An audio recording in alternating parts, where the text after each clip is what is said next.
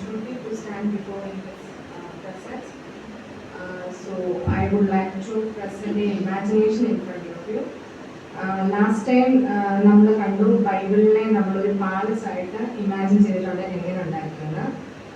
ഇന്ന് നമുക്ക് നോക്കാം ബൈബിളിലൂടെ എങ്ങനെ ട്രാവൽ ചെയ്യുവാണെങ്കിൽ എന്തൊക്കെ ഇൻസിഡൻസ് നമുക്ക് എക്സ്പീരിയൻസ് ചെയ്യാം. So I invite your attention to a travel experience from Genesis to Revelation. ദൈവമക്കൾ അനുഭവിക്കുന്ന പ്രശ്നങ്ങളുടെ ഉത്പത്തി എവിടെ നിന്നാണെന്നും അതെല്ലാം എന്ന് അവസാനിക്കുമെന്നും അറിയാനുള്ള പുറപ്പാടിൽ ആയിരുന്നു ഞാൻ.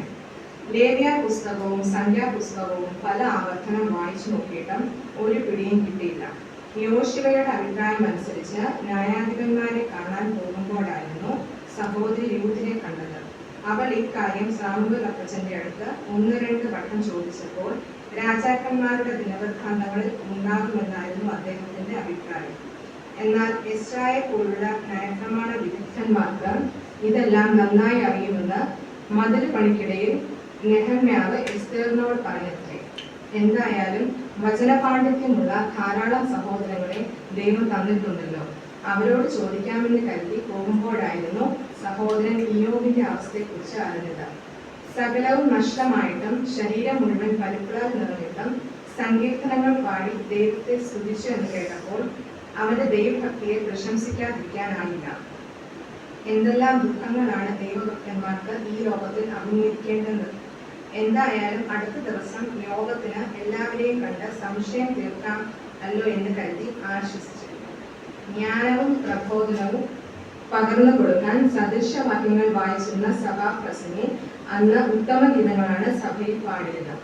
കർത്താവിന്റെ ക്രൂശീകരണത്തെ കുറിച്ച് യെശയ്യാവ് പ്രവചിച്ചപ്പോൾ ഇരമ്യാവിന് തന്റെ വിലാപങ്ങൾ അടക്കുവാനായില്ല. അസ്ഥികൂമ്പാരം കണ്ട് ഭയന്ന യെഹെസ്കേലിന്റെ മുമ്പിൽ വെച്ച് ദൈവം അത്ഭുതം പ്രവർത്തിച്ചതും സിംഹക്കുഴിയിൽ എറിഞ്ഞ ദാനിയേലിനെ ജീവനോടെ കാത്തതുമായ സാക്ഷ്യങ്ങൾ കേട്ടപ്പോൾ സഹോദരൻ മോശയ്ക്കും ദൈവത്തെ പുകഴ്ത്താതിരിക്കാനായില്ല.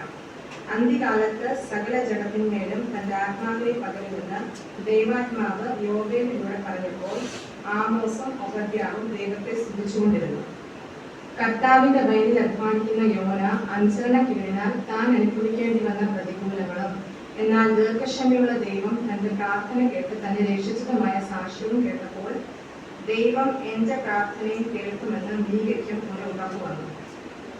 നിന്റെ കോട്ട കാത്തുകൊള്ളുക, സംഹാരകൻ നിനക്കെതിരിച്ചപ്പോൾ ദൈവത്തിന്റെ സമയം തെറ്റുകയില്ല, അത് സംഭവിക്കുക തന്നെ ചെയ്യുമെന്ന് ഹബക്കൂക്ക് അഭിപ്രായപ്പെട്ടു. ദൈവത്തെ ഭയപ്പെട്ട് തന്റെ പ്രബോധനം കൈക്കൊള്ളണമെന്ന് സെഫന്യാവ് സഭയെ ഉണർത്തിച്ചു. എന്നാൽ ദൈവത്തിന്റെ ആലയം ശൂന്യമായിരിക്കെ തട്ടിട്ട വീടുകളിൽ നിങ്ങൾക്ക് എങ്ങനെ പാർക്കാൻ കഴിയുമെന്ന് ഹഗ്ഗായിലൂടെ ദൈവാത്മാവ് ചോദിച്ചപ്പോൾ സഭയിൽ മൗനവും ദൈവത്താൽ എല്ലാവരും സ്വയം ശോധനയും നടത്തി. സാത്താൻ ദൈവമക്കളെ കുറ്റം ചുമത്താൻ ദൈവത്തിന്റെ വലത്തുഭാഗത്ത് നിൽക്കുന്നുവെന്ന് ദർശനം താൻ കണ്ടുവെന്ന് സെഖര്യാവ് പറഞ്ഞപ്പോൾ ദൈവമക്കൾ ഈ ദൈവത്തിന്റെ വഴിപാടും ദശാംശവും കൊടുക്കുന്ന കാര്യത്തിൽ ഒരു പിഴവും കാട്ടരുതെന്ന് മലാക്കി പ്രബോധിപ്പിക്കുകയും എല്ലാവരും സ്തോത്രകാഴ്ച എടുത്ത് പ്രാർത്ഥിച്ചും ആശീർവാദം പറഞ്ഞ് പിരിയുകയും ചെയ്തു. എന്നാൽ എന്റെ ചോദ്യത്തിന് ഉത്തരം ഇനിയും ലഭിച്ചിട്ടില്ല. നാളുകൾ കഴിയുന്നു, പ്രതികൂലങ്ങൾ ഏറുകയാണ്. കർത്താവിന്റെ സന്നിധിയിലേക്ക് എത്തുവാൻ വാഞ്ചേറുകയാണ് എങ്കിലും ദൈവം തന്റെ സമയത്ത് മാത്രമേ പ്രവർത്തിക്കുകയുള്ളൂ. എന്തായാലും പട്ടണത്തിൽ ചെന്ന് നല്ല വിദ്യാഭ്യാസവും വിവരവും ഒക്കെയുള്ള പണ്ഡിതന്മാരെ കണ്ട് എന്റെ സംശയങ്ങൾ കരുതി വരുത്താമെന്ന് കരുതി പോകുമ്പോഴായിരുന്നു മത്തായിച്ചനെ കണ്ടത്.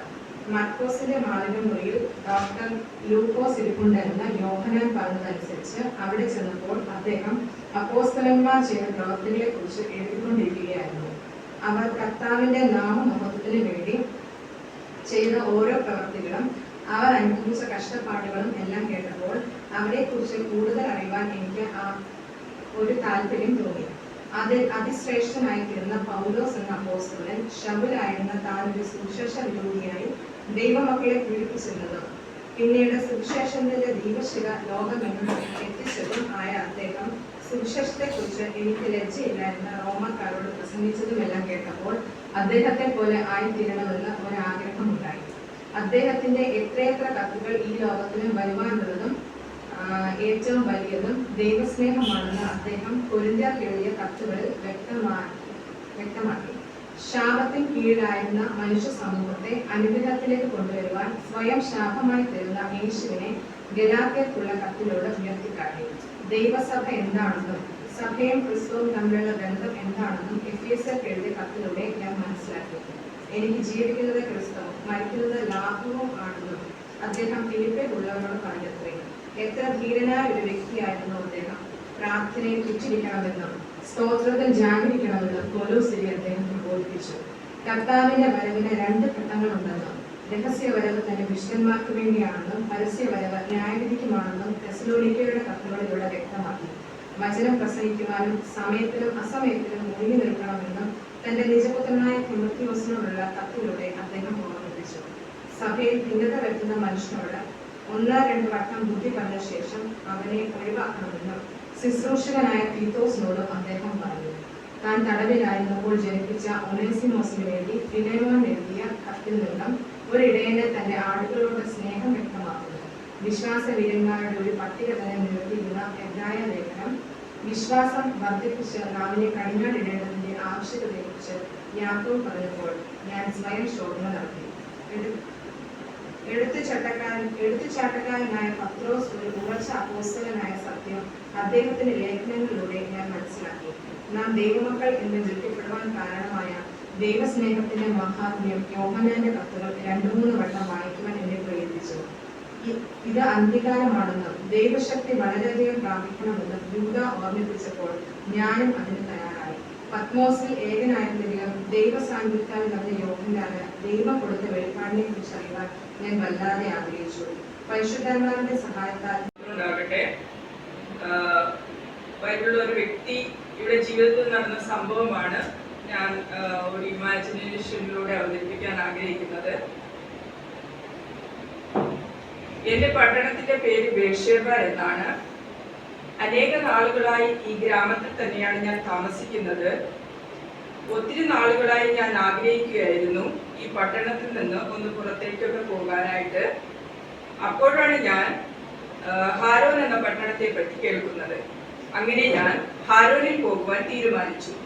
നന്നേ രാവിലെ ഉറക്കമുണർന്ന് കുളിച്ച് നല്ല വസ്ത്രമൊക്കെ ധരിച്ച് തലേ ദിവസം തയ്യാറാക്കി വെച്ചിരുന്ന ബാഗും എടുത്ത് യാത്രക്കിടയിൽ കഴിക്കുവാനായി അല്പം ഭക്ഷണവും കരുതി ഞാൻ യാത്ര പുറപ്പെട്ടു. അന്ന് ഇന്നത്തേതുപോലെ ഓലയോ മെട്രോയോ ട്രെയിനോ എയ്റോപ്ലെയിനോ ഒന്നുമില്ലാത്തതായ ഒരു സമയം. ആ നാളുകളിലെ വാഹനം എന്നത് 2 കാലുകൾ മാത്രമാണ്. അങ്ങനെ ഞാൻ നടന്ന് ക്ഷീണിതനായി ഒരു സ്ഥലത്ത് ഇരിക്കുവാനിടയായി. അപ്പോൾ സമയം വൈകി തുടങ്ങിയിരുന്നു. സൂര്യൻ അസ്തമിച്ചു തുടങ്ങി. ആകാശം ഓറഞ്ച് നിറമായി മാറിയിരുന്നു. വെളിച്ചം മങ്ങി ഇരുൾ വന്നു തുടങ്ങിയിരിക്കുന്നു. വളരെ ക്ഷീണിതനായ ഞാൻ ഒരു സ്ഥലത്ത് തന്നെ അല്പനേരം വിശ്രമിക്കാമെന്ന് തീരുമാനിച്ചു. നല്ല വിശപ്പ്. ഞാൻ കയ്യിൽ കരുതിയിരുന്ന ഭക്ഷണപ്പൊതി എടുത്തു തുറന്നു. ഹാ, എന്തൊരു മണം! ചോറ് പൊതിഞ്ഞ ഈ വാഴയിലയുടെയും തേങ്ങാ ചമ്മന്തിയുടെയും വറുത്ത മീനിന്റെയും മണം എന്റെ മൂക്കിൽ ഇരച്ചു കയറി. നാവിൽ വെള്ളം ഊരി തുടങ്ങി. ഞാൻ ഭക്ഷണം അല്പം പോലും ബാക്കി വെക്കാതെ ആവശ്യത്തോടെ കഴിച്ചു തീർന്നു. വയറ് നിറഞ്ഞു കഴിഞ്ഞപ്പോൾ എനിക്ക് നല്ല ഉറക്കം തുടങ്ങി. അടുത്ത് കിടന്ന ഒരു കല്ലെടുത്ത് തടയിണയായി വെച്ച് അവിടെ കിടന്നു. ഹാ, എന്തൊരു സുഖം! തണുത്ത കാറ്റ്, ശാന്തമായ അന്തരീക്ഷം. പതിയെ ഞാൻ ഉറക്കത്തിലേക്ക് വഴുതി വീണു. നല്ല ഗാഠനിദ്രയിലായപ്പോൾ ഞാൻ ആ സ്വപ്നം കണ്ടത്. ഭൂമിയിൽ നിന്നും സ്വർഗം വരെ എത്തുന്ന ഒരു കോവണി. അതിന്റെ തലഭാഗം സ്വർഗത്തിൽ മുട്ടി നിൽക്കുന്നു. കർത്താവ് മനോഹരമായ സിംഹാസനത്തിൽ ഇരിക്കുന്നു. അനേകം ദൈവത്തിന്റെ ദൂതന്മാർ ആ കോവണി വഴിയായി ഇറങ്ങുകയും കയറുകയും ചെയ്യുന്നു. അങ്ങനെ സ്വപ്നം കണ്ട് സന്തോഷിച്ച് കിടക്കുമ്പോഴാണ് ഞാൻ ആ ശബ്ദം കേട്ടത്. ഞാൻ നിന്റെ പിതാവായ അബ്രഹാമിന്റെയും ഇസഹാക്കിന്റെയും ദൈവമായ യഹോവയാകുന്നു. നീ കിടക്കുന്ന ഭൂമിയെ ഞാൻ നിനക്കും നിന്റെ സന്തതിക്കും അവകാശമായി തരും. ഈ ശബ്ദം കേട്ട് ഞാൻ ഞെട്ടി ഉണർന്നു. ആദ്യം ഞാൻ ശരിക്കൊന്ന് പേടിച്ചു എങ്കിലും പിന്നെ എനിക്ക് മനസ്സിലായി, യഹോവ ഈ സ്ഥലത്തുണ്ട് സത്യം. ഞാൻ പെട്ടെന്ന് തന്നെ അവിടെ നിന്ന് എണീറ്റ് തലയിണയായി വെച്ചിരുന്ന കല്ലെടുത്ത് തൂണായി നിർത്തി ആ സ്ഥലത്തിന് ബേഥേൽ എന്ന് പേര് വിളിച്ചു. അതിനുശേഷം സാധാരണ ആൾക്കാർ ചെയ്യുന്നത് പോലെ കുറെ ആവശ്യങ്ങൾ കർത്താവിന്റെ മുമ്പിൽ നിരത്തി വെച്ചു. ഞാൻ പോകുന്ന യാത്രയിൽ കർത്താവ് എന്നോട് കൂടെ ഇരിക്കണം, എനിക്ക് ഭക്ഷണം നൽകണം, നല്ല വസ്ത്രം നൽകണം, എൻ്റെ അപ്പൻ്റെ വീട്ടിൽ എന്നെ മടക്കി വരുത്തണം. ഇതൊക്കെയും ചെയ്താൽ യഹോവ എനിക്ക് ദൈവമായിരിക്കും. ഇത്തരത്തിലുള്ള ആവശ്യങ്ങൾ നാം പലപ്പോഴും പല ആൾക്കാരിൽ നിന്ന് കേൾക്കാറുള്ളതാണ്. ജോലിക്ക് വേണ്ടി പ്രാർത്ഥിക്കുക, ലഭിച്ചാൽ സഭയിൽ വരാം, രോഗസൗഖ്യത്തിനായി പ്രാർത്ഥിക്കുക, സൗഖ്യം ലഭിച്ചാൽ ചർച്ചിൽ വരാം, ഇങ്ങനെ അനേക ആവശ്യങ്ങൾ. എന്നാൽ ഹബക്കൂക്ക് 3:17-18 വാക്കുകളിൽ പറയുന്നത്, അത്തിവൃക്ഷ മുന്തിരിവള്ളിയിൽ അനുഭവം ഉണ്ടാകുകയില്ല, ഒലിവ് മരത്തിന്റെ പ്രയത്നം നിഷ്ഫലമായി പോകും, നിലങ്ങൾ ആഹാരം വിളയുകയില്ല, ആട്ടിൻകൂട്ടം തൊഴുത്തിൽ നിന്ന് നശിച്ചു പോകും, ഗോശാലകളിൽ കന്നുകാലികൾ ഉണ്ടാകുകയില്ല. എങ്കിലും ഞാൻ യഹോവയിൽ ആനന്ദിക്കും, എൻ്റെ രക്ഷയുടെ ദൈവത്തിൽ ഘോഷിച്ചുല്ലസിക്കും. നമ്മുടെ മനസ്സിലും ഹബക്കൂക്കിനെ പോലെ ഒന്നും ലഭിച്ചില്ല എങ്കിലും പിന്മാറാതെ യഹോവയിൽ തന്നെ ആശ്രയിക്കുമെന്ന ചിന്ത മാത്രം ഉണ്ടാവട്ടെ എന്ന് ആഗ്രഹിക്കുകയും പ്രാർത്ഥിക്കുകയും ചെയ്യുന്നു എന്ന് യാക്കോബ്, ബഥേൽ, ഹൗസ് ഓഫ് ഗാഡ്.